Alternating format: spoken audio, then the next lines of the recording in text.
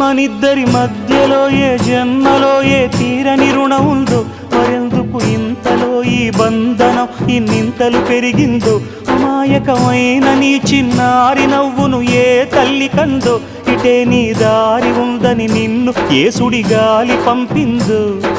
పాపం పుణ్యం దేవుడికెరుక, పేదకు దొరికిన బంగారు కణిక, పాలు వెన్నా లేవని అనక ప్రేమను తాగి పెరగవె చిలక. వలేసే పాడు లోకం కంటపడక ఉండు నాయనక, ఇలా నా గుండెలోనే గువ్వల కొలు ఉండిపోయింక. ఇటే పోస్తే ఎమున్నైనా నిలేస్తానే, మరింక ఏ కీడు నీ వంక రాలే.